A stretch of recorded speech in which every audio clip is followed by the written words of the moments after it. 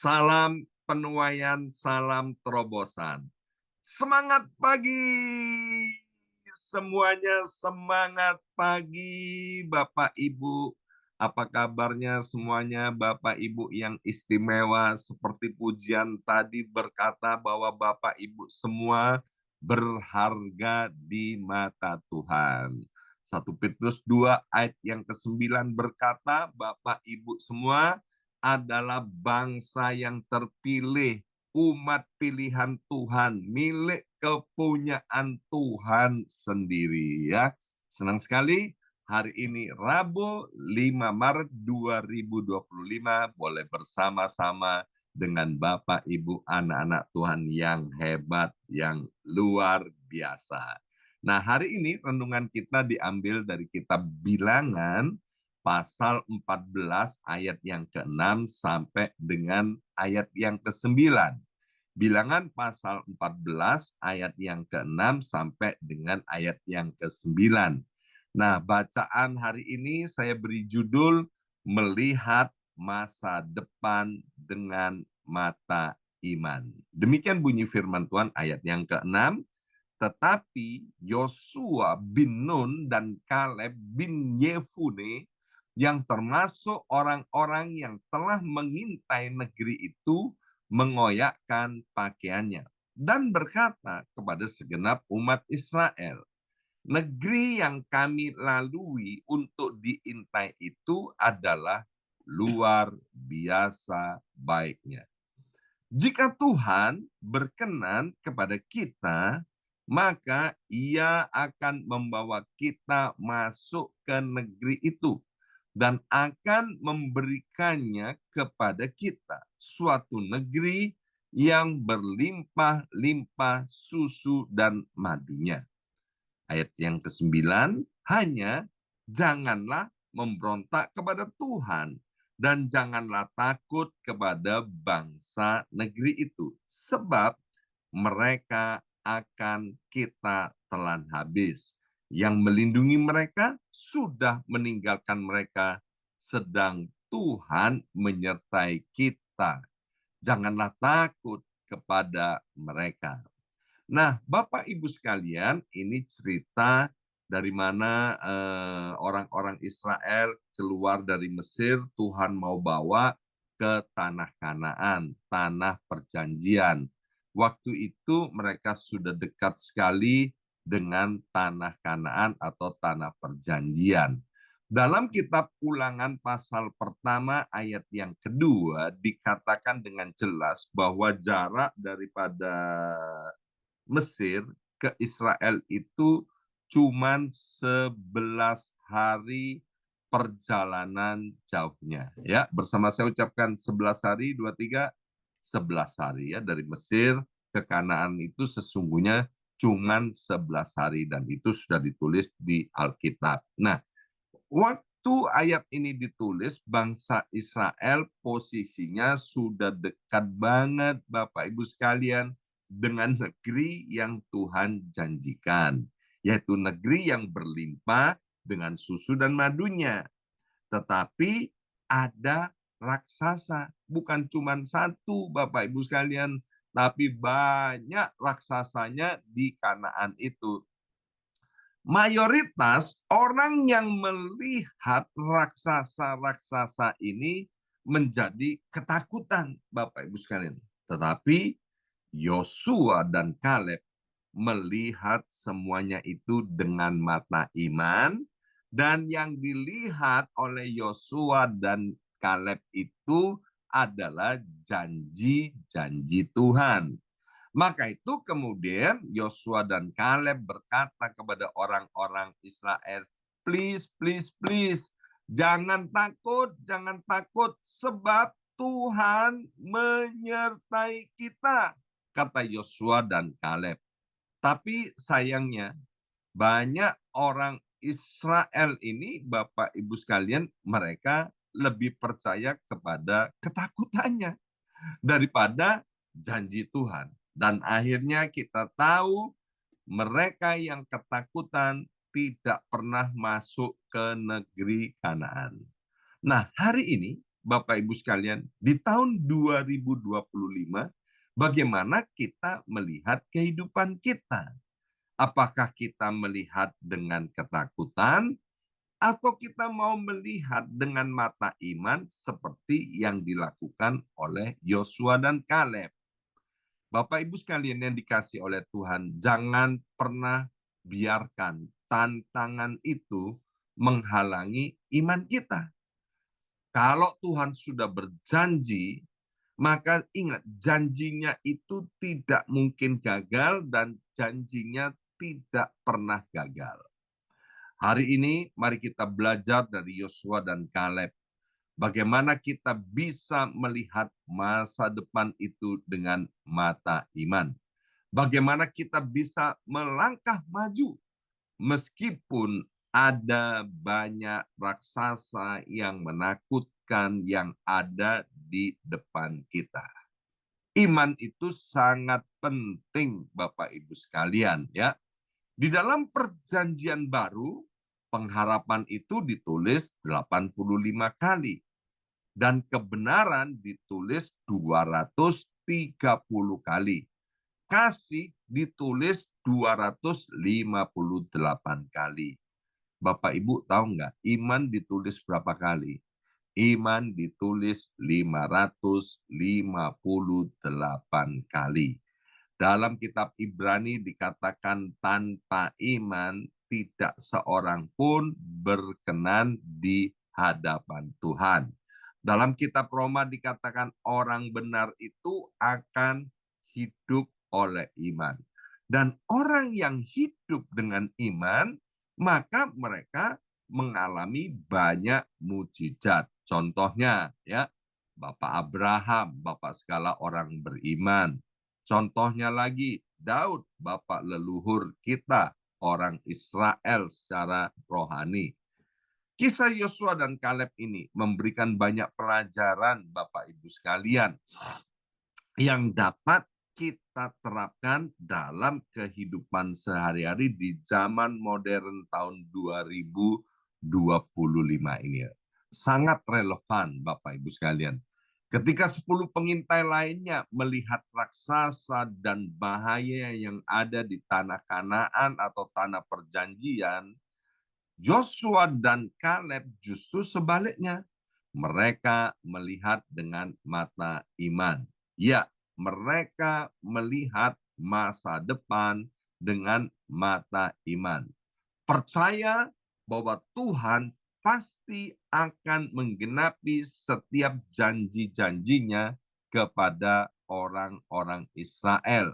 Demikian juga Bapak Ibu sekalian, kita harus melihat masa depan itu dengan mata iman dan percaya bahwa janji-janjinya itu pasti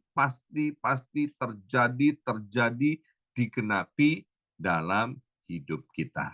Ya, sekarang kita ulangi lagi, kita lihat dari Bilangan 14 ayat 7 dan ayat yang ke-8. Negeri yang kami lalui untuk diintai itu adalah luar biasa baiknya.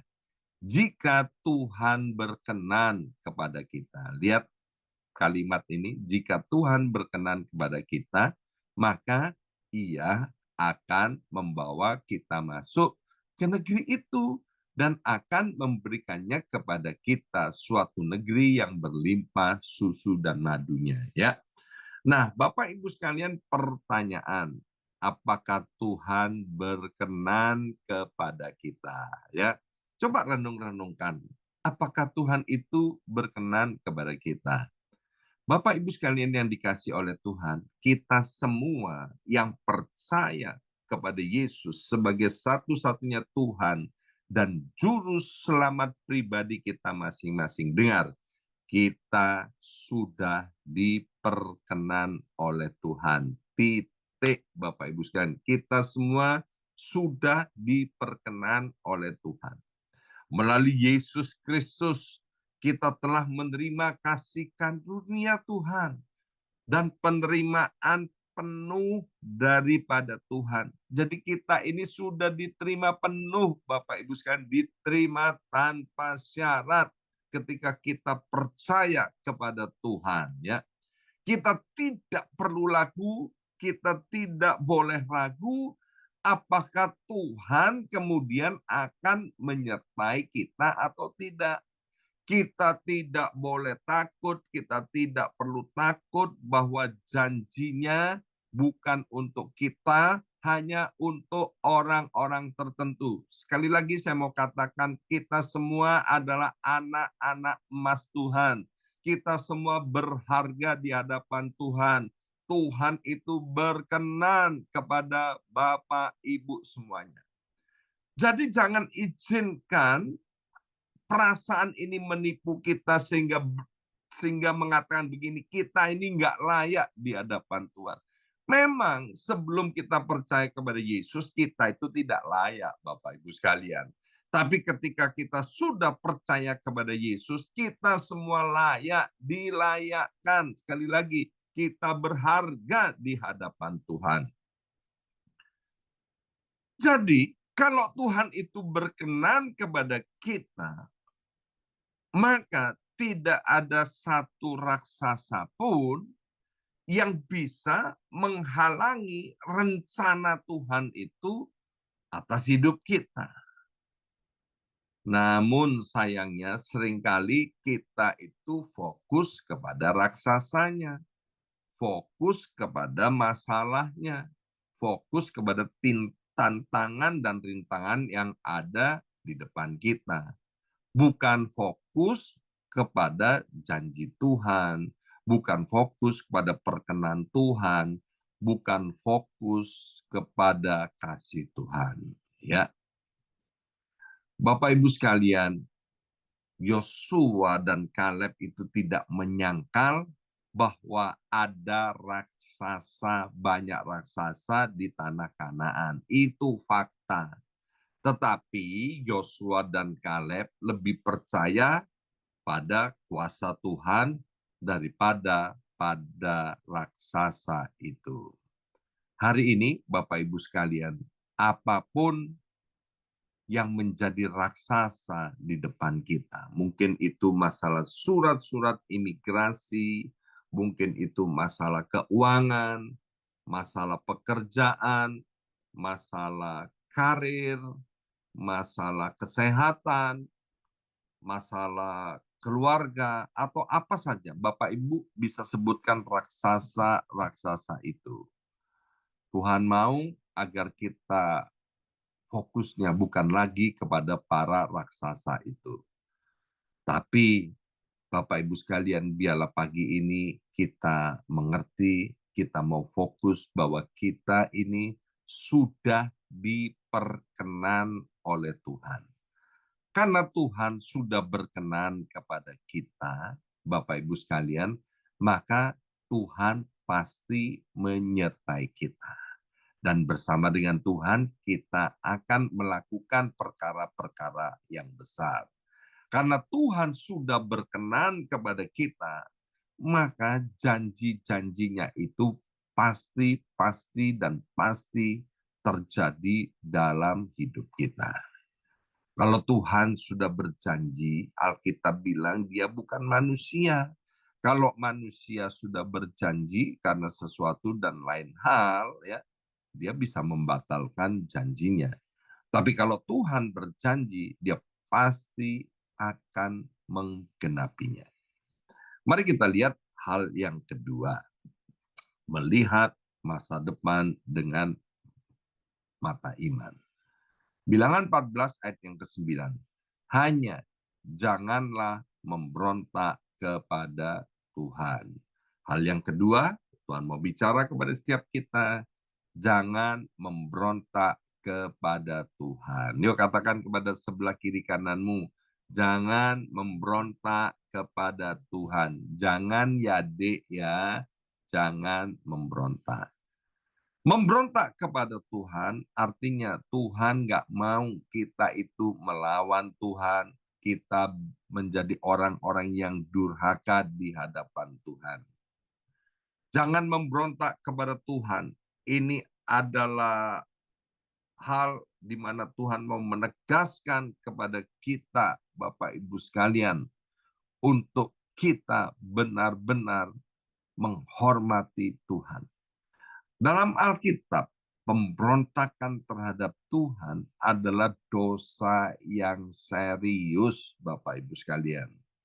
Kenapa disebut dosa yang serius? Karena memberontak kepada Tuhan artinya menolak otoritas Tuhan dan menolak kehendak Tuhan.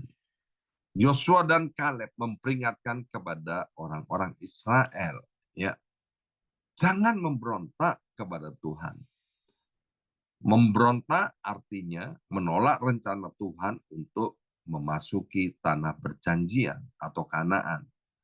Pemberontakan terhadap Tuhan berarti menolak taat kepada Tuhan, sehingga berakibat melanggar perintah Tuhan dan tidak setuju dengan kehendak dan rencana Tuhan. Itulah yang disebut dengan pemberontakan.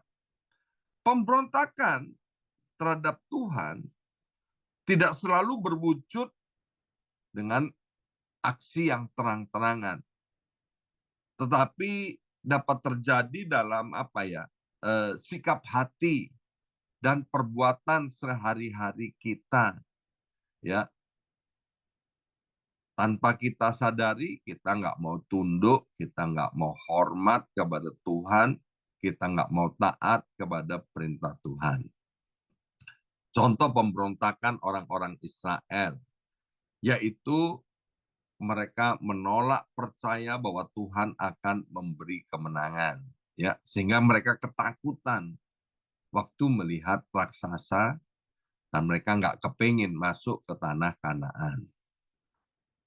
Di bagian lain dikatakan bahwa orang Israel itu kerap sekali bersungut-sungut, ngomel, meragukan janji Tuhan, seolah-olah Tuhan tidak mampu menepati firman-Nya. Nah, sikap ini pada intinya adalah pemberontakan kepada Tuhan, ya. Orang Israel ngomel soal makanan, soal air, soal penyediaan Tuhan, dan lain sebagainya. Bahkan pemberontakan mereka juga dinyatakan dalam kitab Keluaran, bagaimana mereka membuat patung lembu emas. Akibatnya apa, Bapak Ibu sekalian? Ya, mereka yang memberontak yaitu tidak boleh masuk ke tanah Kanaan. Mereka dibinasakan di padang gurun itu. Dari Mesir ke Israel yang semestinya cuma 11 hari tadi itu, Bapak Ibu sekalian, mereka muter-muter tersesat di padang gurun itu sampai 40 tahun. Wow, 11 hari jadi 40 tahun, bukan lama lagi. Lama banget Bapak Ibu sekalian, ya. Akibat dari pemberontakan mereka itu apa? Tuhan menarik perlindungan daripada orang-orang Israel dan mereka dihukum. Mazmur 91 yang setiap pagi kita gemakan, dikatakan kalau kita hatinya melekat kepada Tuhan, ada perlindungan yang sempurna di dalam Yesus Tuhan. 1.000 boleh rebah di sisi kiri kita, 10.000 boleh rebah di sisi kanan kita, tapi itu tidak akan menimpa kita. Jadi, please jangan memberontak, Bapak Ibu sekalian. Sekali lagi, akibat dari pemberontakan itu nggak ada lagi perlindungan, ya. Maka itu jangan sampai kita meniru orang-orang Israel ini, tapi tirulah Yosua dan Kaleb dan orang-orang yang mengarahkan mata hati dan mata imannya hanya kepada Tuhan, ya. Nah, kemudian hal yang ketiga, dalam Bilangan 14 ayat yang ke-9 tadi dikatakan janganlah takut kepada bangsa negeri itu, sebab mereka akan kita telan habis. Mereka akan kita telan habis. Yang gampang ditelan itu apa, Bapak Ibu sekalian? Sesuatu yang kecil dan lembut, ya. Artinya apa, Bapak Ibu sekalian? Bagian yang ketiga, Tuhan mau bicara setiap kita jangan pernah takut kepada para raksasa yang ada di depan kita. Bangsa negeri itu memang adalah kumpulan para raksasa. Raksasa yang dimaksud adalah segala tantangan yang besar dalam hidup kita yang modern saat ini, yang tampaknya mustahil untuk dikalahkan. Mengapa kita tidak boleh takut menghadapi raksasa-raksasa di zaman modern ini? Ingat, Tuhan sudah berkenan kepada kita. Karena Tuhan itu berkenan kepada kita, Tuhan menyertai kita. Karena Tuhan menyertai kita, maka Bapak Ibu sekalian, raksasa-raksasa itu pasti dikalahkan. Sudah beberapa hari ini saya sampaikan bahwa peperangan itu adalah milik Tuhan. Kita akan diam saja dan Tuhan yang akan ganti berperang bagi kita. Ya, hari ini banyak raksasa khususnya ya yang ada di Amerika dan Indonesia ya. PHK massal, PHK besar-besaran ya, pemutusan hubungan kerja, kemudian krisis ekonomi, ketidakpastian akan masa depan, perubahan iklim, sakit penyakit, dan belum lagi masalah keluarga, masalah surat-surat imigrasi, dan lain sebagainya. Tapi pesan Tuhan hari ini, jangan takut. Tuhan yang membawa Yosua dan Kaleb keluar dari Mesir untuk masuk ke tanah perjanjian. Tuhan yang sama yang berkata kepada kita semua, jangan takut. Kalau Tuhan sudah membawa kita sampai kepada titik ini, Tuhan tidak akan pernah meninggalkan kita. Tapi Tuhan itu setia dan akan membawa kita masuk ke masa depan yang cerah, masa depan yang penuh dengan pengharapan. Amin. Hari ini kita sudah belajar 3 hal. Melihat masa depan dengan mata iman. Yang pertama, fokus kepada perkenan Tuhan dan janji Tuhan. Bukan kepada masalah kita. Yang kedua, jangan pernah memberontak kepada Tuhan. Kalau kita sempat memberontak, ayo minta ampun kepada Tuhan. Tuhan pasti ampuni. Dan yang ketiga, jangan pernah takut kepada para raksasa itu. Mari kita berdoa, materaikan kebenaran firman Tuhan ini. Bapa, sekali lagi kami mengucap syukur bahwa Engkau sudah berkenan kepada kami semua. Kami yakin Tuhan, Engkau begitu baik membuat hidup kami yang tidak ada artinya, tidak layak ini menjadi berarti, menjadi berharga di hadapan-Mu. Dan karena hidup kami berharga, kami dikenan oleh Engkau. Engkau pasti menyertai kami. Engkau pasti menggenapi janji-janji-Mu kepada kami. Dan kami tahu katakan tahun 2025, ini adalah tahun keemasan, tahun kejayaan, menjadi salah satu tahun yang terbaik dalam hidup kami anak-anak-Mu yang Tuhan sudah berkenan. Terima kasih Bapa. Dalam nama Yesus kami sudah berdoa. Haleluya. Amin, amin, amin.